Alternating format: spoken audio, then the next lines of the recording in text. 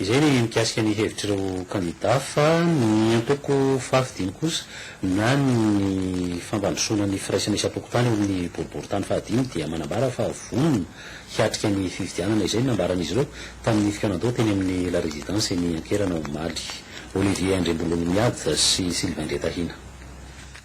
Vonona indray anjara amin'ny fifidianana rehetra ho tanterahany eto amintsika ny antoko fahafisainky na ny fampandrosoana ny firaisana isam-pokotany ao amin'ny boriboritany fahadimy. Manana ny laram-pamiana araka izany ity antoko ity.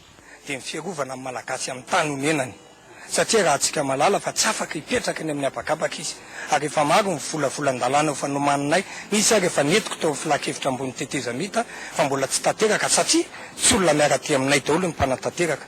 Faharoa ny sosialim-bahoaka tsy maintsy jerena ary tsy maintsy lahara-pahamehana redivanay an'izay mpanatanteraka ny mba hitotona bebe kokoa any amin'ny fiainam-bahoaka ny volam-panjakana ampiasaina eto ary ny fahatelo zany dia ny fampianarana sy ny fitezana ary ny fanabeazana tsy maintsy hifamenoana io satria izay zany no tsy maintsy erahanay miasa amin'ny mpanatanteraka. Mahakasika ny raha-pirenena amin'ny ankapobeny kosa indray dia voalaza fa miaina ao anatin'ny kion-dalana ho amin'ny fandresena sy fahafahana ny firenena ankehitriny. Zany hoe rehefa ho any amin'ny fandresena moa na any amin'ny fahafahana dia tsy maintsy misy foana ny olana ka amin'izao fotoan'izao zany dia hitantsika fa miaino anaty demokrasia tsika satria tena malalaka afaka mirotsaka daholo ny rehetra izay mahafehy mifepetra rehefa ny kenjoe zany amin'ny fifidianana filoham-pirenena. Niraisina izao fanapa-kevitra izao ny filohan'ny antoko rehefa avy naka ny hevitry-repikambana voto-kevitra ijoroa amin'ny fahafisainky ny miaro sy manasoa ny vahoaka.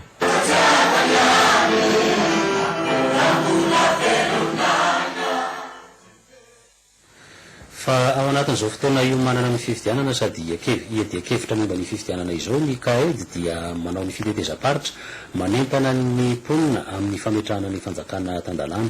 Rehefa vita ny tany fianaran-tsolo dia tany Tomasina indray ny CAED tamin'ity herinandro ity nanentana ny mponina amin'izay fanajana ny tany tan-dalàna izay Joseline Matsiava sy Hajar Zafy ny mpiasa. Nafana ny ady-hevitra manoloana ny zava-misy iainana sy ny fametrahana ny fanjakana tan-dalàna dia Tomasina liana tokoa ny olona foroteto tamin'ny fanazavana ny velabelarin'ny CAED na ny fandraisana sy hetsika ho amin'ny fampiarana ny fanjakana tan-dalàna hatramin'ny famoahana ny dina ny fanjakana tan-dalàna. Samy miaiky izy ireo teto fa lalana izorana amin'ny fampandrosoana ny hevitry ny CAED nefa tombo fanohitra amin'izany ny zava-misy. Tsy maintsy firenena tan-dalàna ihany no afaka mandroso. Tokony antapetraka tsara ino mahatonga ilay olo tsy tan-dalàna ary aveza marina tsy tan-dalàna zany hoe kategorian'olona manahoana no tsy tanan'ilay lalàna.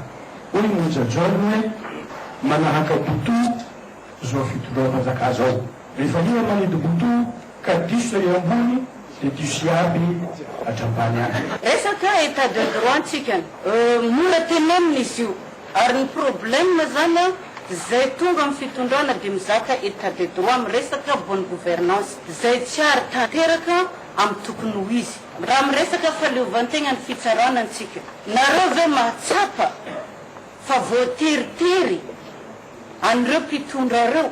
Maninona moa raha ampidirina ao anatin'ny fandaharam-pianarana eny amin'ny ambaratonga fototra ity hevitra voaka ny CAED ity hoy ny sosikevitra ny vohitra teto.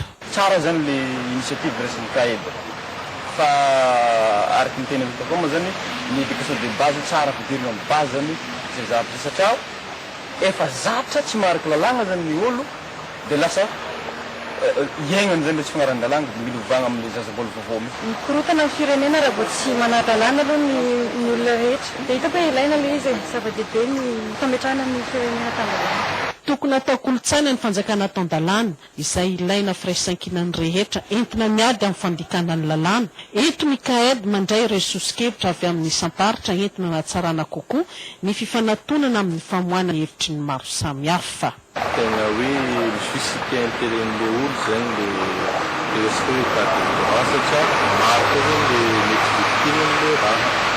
Zay zany tegna hoe mahatonga ny CAED mandrôro isaky ny fantatra zany ary dia ketrana ny faritra jiaby zay voanaloha indrindra aloha mampafantatra iny tegna tokony apetraka amin'ny état de droit ary zay satria eritreritrinay zany olo jiaby CAED zany hoe ny olo jiaby zany tokony tonga sainy karaha zay hoe ilaigna l'état de droit tokony adivana. Firenena fehezin-dalàna tombony ho an'ny rehetra mitanjona ka tokony hiara-irona ametraka ny fanjakana tan-dalàna izany.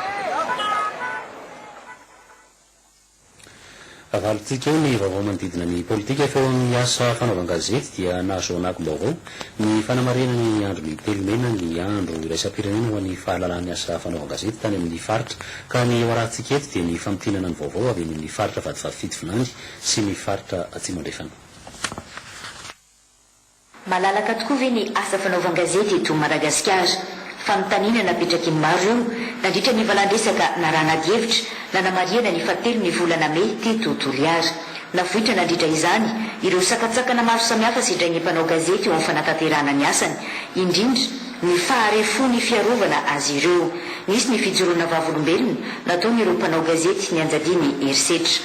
No afisina sy noanitra terina fa mila sany mpanao gazety ny karibaovao eny fotony ary samy tompona andraikitra amin'ny fahalalahany asa fanaovan-gazety ny rehetra. Ny mbola fanamafisatsika ny tokony ananatsika le fiarovana atsika zany de resaka sécurité ny mahakasika ny fitaovana de raha malala fa tsika mpanao gazety mbola marisarisa ihany sasasasany antsika ny resaka fanaovana gazety mari ny tera moa zany ny anjara brikiny amin'izay lafin'izay. Nampiavaka ny fankalazana teto Toliara ny fanaovantsony ny fanaram-piara-miasa teo amin'ny ministera ny serasera sy ny fikambanany mpanao gazety Atsimondrefana mikasika ny fitantanana ny centre de ressources des médias. Oui, relocalisena any amin'ny structure pérenne amizay le centre de presse. Ireny centre de presse ireny dia fitaovana anankiray ahafahan'ny mpanao gazety manatsara zay fahaiza manao an'izay satria ao no anovozana vaovao rehetrarehetra, ao no fakahitany mpanao gazety manao échange, ao ihany koa misy ny formation isan-karazany. Milaza ny fahitany ny fizotry ny valandresaka ireo mpandray anjara. Misy fahalalahana na ahafahany tsirairay manazava ny heviny. Betsaka koa nefa ny information zay tsy miampita izay nahatonga ny sasany nahita hoe tokony hilatsaka ny fotony zany ny journaliste. Lalao baolina kitra ny olany ekipa ny mpanao gazety sy ny société civile no namaranana ny fotoana ka lavo ny ekipa ny mpanao gazety tamin'ny isa iray no tsy misy ny ekipa ny société civile.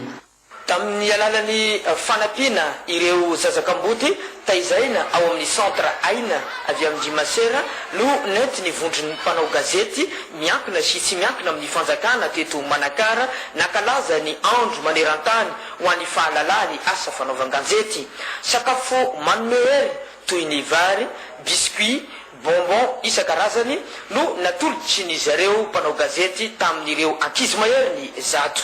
Fisaorana anareo amin'izao zava-dehibe asenonareo ana izao efa ela tokoa ny siron'ny mpanao gazety ka na izahay notevera dia somary vahiny kely zay troany fahatelo volana zany ny fety mpanao gazety dia fahalalana lehibe anay zay. Aizao kosa ny toerany ordre des journalistes amin'izao fotoana izao.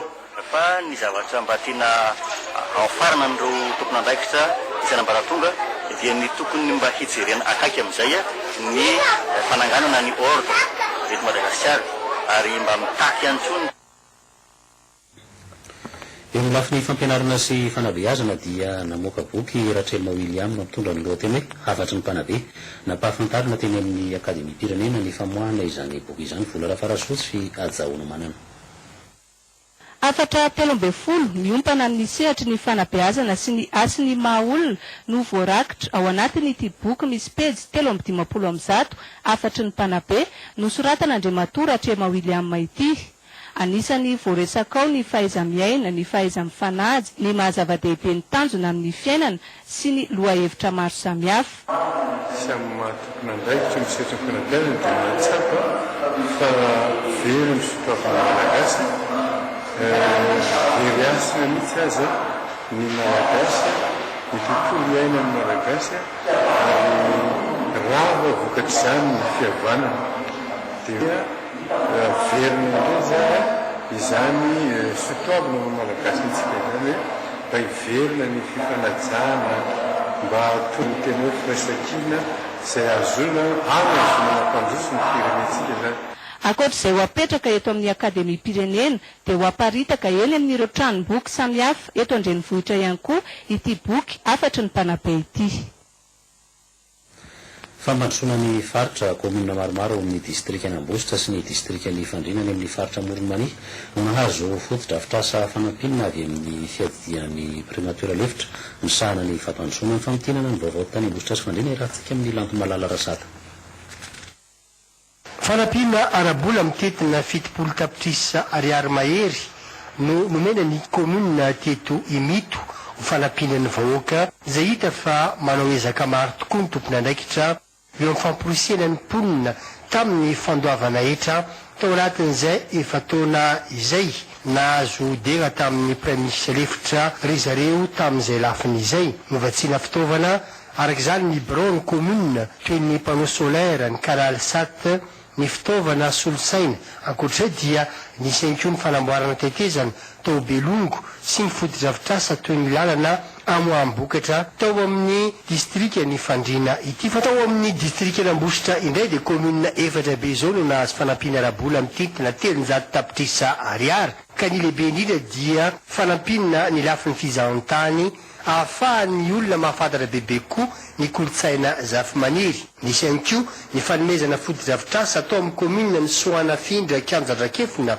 na azahoana CEG tsena lakandrano ny tao amin'ny komuna ny Marsoa izay nahazo lycée ihany koa ny vahoaka tao ary farany ny tao amin'ny komuna ny Fahizay izay vola 80 tapitrisa ariary no nanampiny ny fiadidiana praiminisitra lefitra misana ny fampandrosoana ny fanamboarana ny trano ny mpitsabo omenombeny dia nanafatra Andriamatoa Ajo Andrenarvelo ny tokony kojakojana ny fotodrafitrasa vita toy ireny satria volam-bahoaka no nanaovana izany ary natao analana ny fahasahiranany vahoaka any amin'ireny toerana ireny.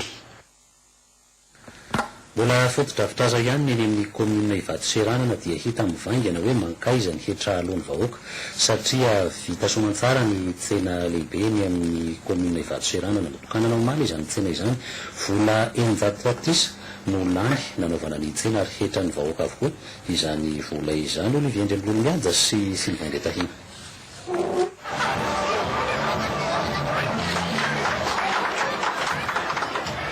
Fotodrafitrasa mitety-bidy 100 tapitrisa ariary no nitokanana teto amin'ny komuna Ivato-Seranana.